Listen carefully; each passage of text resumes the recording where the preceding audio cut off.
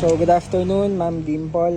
Dahil wala kayo dito ngayon, so bibigyan ko na lang kayo ng virtual tour ng inyong unit. So tapos na po yung 3-step detail. Kita nyo naman, napakakinis, di ba? Pwede ka manalamin. Ayan, no?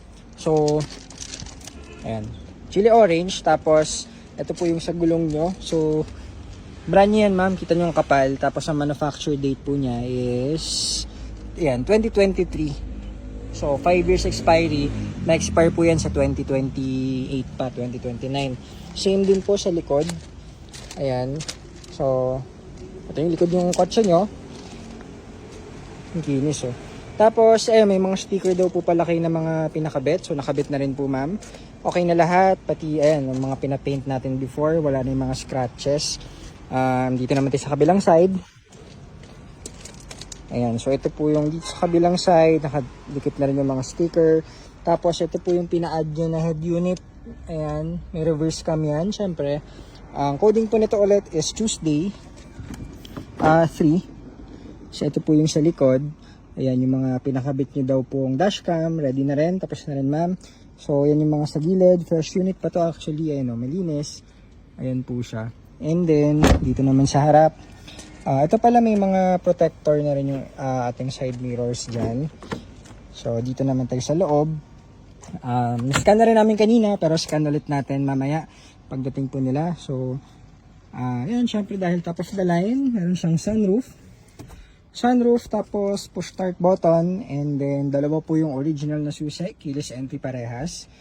Ito yung head unit na pina-add nyo, and yung dashcam na pinakabit nyo po. Ayan, and then so, start natin. Siyempre, one click lang, tapos wala nang kahit anong error dyan sa dashboard. Ayan, isang naano na natin. Ayan, so ito po yung inyong head unit na additional, ma'am. Ayan, so pwede kayong mag aircon, napakalamig, full charge ng Freon, siyempre. So, pwede kayo dito mag ayan, pwede kayong mag-download ng mga apps, pwede kayong mga settings, ayan. So, meron siyang Play Store, may YouTube, meron siyang mga Netflix, pwede kayong mag-download ng mga apps, games, or kung ano man. So, syempre may Bluetooth, pwede kayong mag-connect ng mga music, pwede kayong mag-accept ng mga calls. So, yan ang advantage saka Poggio, mukha siyang modelo. Yan yung tatawag yung Tesla type. And, reverse.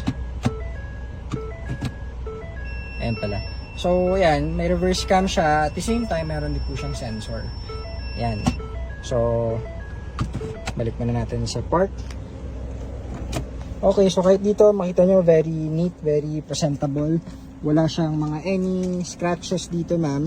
Kahit yung plastic parts, kahit yung dun sa mga dashboard. So, paalaga din kasi yung previous owner nito. So, lahat naman stock. Except lang dyan sa head unit na pinakabit. And then, dito naman, ayan, kita nyo napakatahimik ng engine. And syempre, na-test drive na namin ito nung nakaraan. Yung sinunod namin sa inyo na videos. Pang ilang test drive na namin siya actually. Ayan, so dito naman, ma'am, ito, inalitan natin yung battery na Motolite Gold po yan. Tapos, sa cooling system, ito ma'am, di na natin pinalitan kasi napakaganda ng temp niya. So, original po yan. Mas prefer namin yung original basta maayos kasi mas matibay po yan kapag factory setting. So, kung kailangan palitan, papalitan naman. Pero ito kasi ang baba ng temp yung pinakita namin sa inyo. Yun lang po yung max niya. So, change oil and spark plugs. Tapos na rin.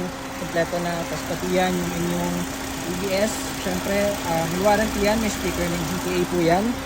And, napakababa ng temp niya. Tapos ito din pala ma'am, yung mga sinunod naming video, engine support, transmission support, and yung transmission mount sa ilalim is palit po ng brand new. Nakita nyo naman din sa videos.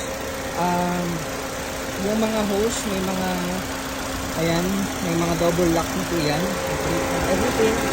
So, syempre, ready for long drive at gagamitin nyo na lang. And then, what else? Yun, okay na lahat. Tinur ko lang kayo sa inyong unit para naman at least yan, nakita nyo kahit wala kayo dito, ma'am. So, sarado ulit natin. Ayan, so ito na pong inyong 2017 EcoSport top of the line. So, pogi. So, thank you ma'am and enjoy po ko sa inyong unit. Salamat.